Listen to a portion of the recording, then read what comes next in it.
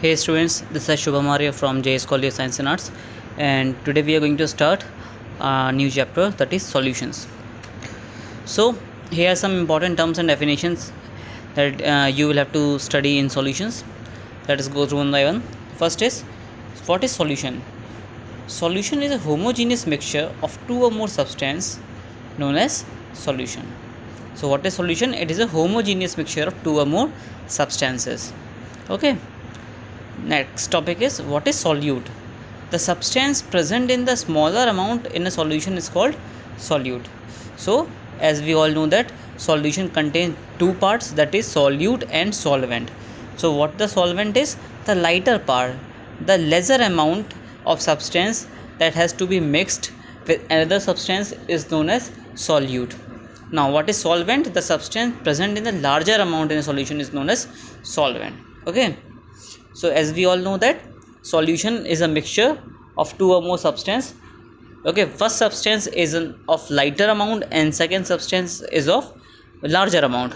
So the lighter amount is known as solute and the larger amount is known as solution. For example, a solution of sugar water, or a solution of salt water, or a solution of lemon water. In sugar water, we take a glass of water and a spoon of sugar. Glass of water is a big quantity, it is known as solvent, and a spoon of sugar is a small quantity, is known as solute. Likewise, in salt water, glass of water is solvent and spoon of salt is solute. Like lemon water, a glass of water is solvent and a lemon is solute. Okay, so this is about solute and solvent. Next is mass percentage. So what is mass percentage? It is the amount of solute in grams dissolved plus per 100 gram of solution. Okay, so what is mass percentage? It is the amount of solute in grams dissolved in 100 gram of solution. If we take 100 gram of solution, how much amount of solute is dissolved in it in grams is known as mass percentage.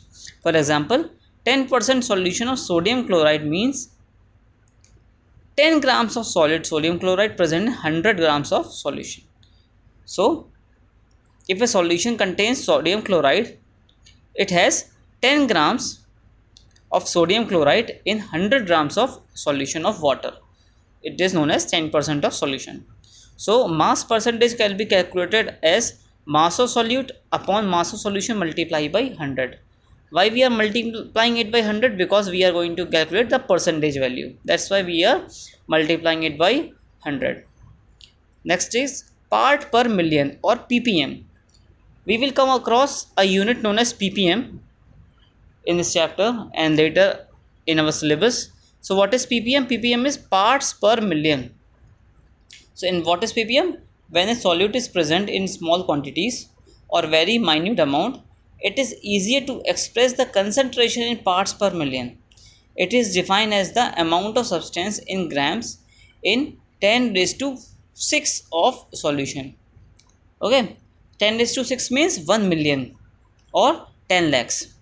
Okay, so part per million means because we are getting very small amount of sugar, the particles of sugar or particles of salt or particles of solute is very small that we can't even see with microscope also. Okay, so a point of a solution contains millions and millions of particles. Okay, so this can be denoted by parts in million. So what is ppm? It is when a solute present in small quantities, it is easier to express the concentration in parts per million.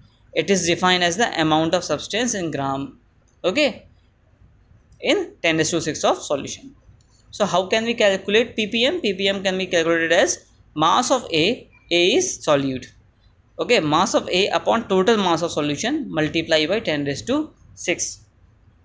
Mass of A upon total mass of solution multiply 10 raised to 6. In case of gram, PM refers to volume rather than mass. Okay, example, concentration of SO2 in Delhi has been found to be 10 ppm, which means that 10 into 10 centimeter cube of sodium oxide is present in 10 raised to 6 sodium centimeter cube of air. Okay, as we all know that the air of Delhi is going to be worse and worse nowadays, but due to lockdown the purity of air increased very much. But before that, the ppm level of Delhi is around 600, right? So that ppm value can be calculated through this only, mass of A upon total mass of solution into 10 raised to 6. Now next topic is mole fraction, denoted by X. So what is mole fraction? It is the ratio of number of moles of a particular component to the total number of moles of all the component. So what is mole fraction? It is the ratio of number of moles. It is the ratio. Mole fraction is the ratio. It does not have any unit because it is a ratio. It is a ratio of number of moles of a particular component or particular component to the total number of moles of all the components. So mole fraction can be calculated as number of moles of solute upon number of moles of solute plus number of moles of solvent, or number of moles of solute plus number of moles of solvent gives total number of moles of solution, because solute plus solvent is solution. Okay, so xb equals to nb upon na plus nb, where n equals to number of moles of b upon a number of moles of A plus number of moles of B. NB can be calculated or written as WB upon MB. Okay, that is weight upon mass. Okay, so WB upon MB upon WA upon MA plus WB upon MB, because NA can be written as WA upon MA and NB can be written as WB upon, here it is W, it is not W, it is MB, it is MB. Okay, so we can calculate it and find WB upon MB upon WA upon MA in case of dilute solutions. So by calculating all this, we can find that XA plus XB plus XC equals to 1 if there are 3 components, and when there are 2 components we can get XA plus XB equals to 1 only.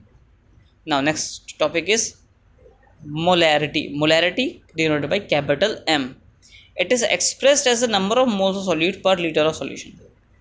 Okay, so molarity can be given in liters. It is expressed as number of moles of solute per liter of solution, or M equals to NB upon V. V means volume into 1000. 1000 means because it is calculated in liters only, or M equals to WB into 1000 upon MB into V, where NB equals to number of moles of solute, V is the volume of solution in milliliter, WB is the amount of solute, and MB is the molecular weight of solute.